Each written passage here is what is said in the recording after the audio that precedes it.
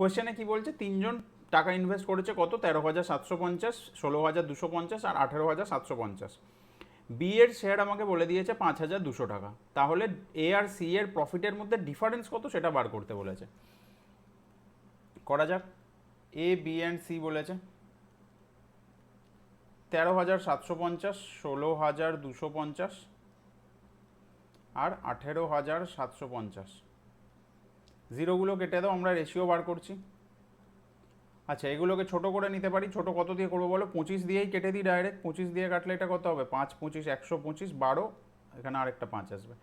এটা 6 25 150, 12, সেই একই জিনিস আসছে, 5 25 125। এখানে 175, 7 হবে, তারপর 5 হবে, একই ব্যাপার। 5 দিয়ে আবার কাটতে পারি, কত হয়ে যাবে? 11, 5 13 65 আর 5 15 75। তো রেশিও কত এলো? 11 13 আর 15। এবার আমাকে কি বলেছে? আমাকে বলেছে বির প্রফিট হচ্ছে 5,200। এখানে আমি কি দেখছি? বির ভ্যালু কত? 13। তার মানে এই 13-র ভ্যালু কত? 5,200। আচ্ছা, আর বার করতে কি বলেছে? Difference between A and C. দেখো, এ এর প্রফিট হচ্ছে 11, সি এর প্রফিট হচ্ছে 15। ডিফারেন্স কত? এদের দুজনের মধ্যে ডিফারেন্স কত? এদের দুজনের মধ্যে ডিফারেন্স 4। তাহলে আমাকে বলেছে 13-র ভ্যালু আমাকে বলে দিয়েছে 5,200। একের ভ্যালু তাহলে কত হয়ে যাচ্ছে? 400।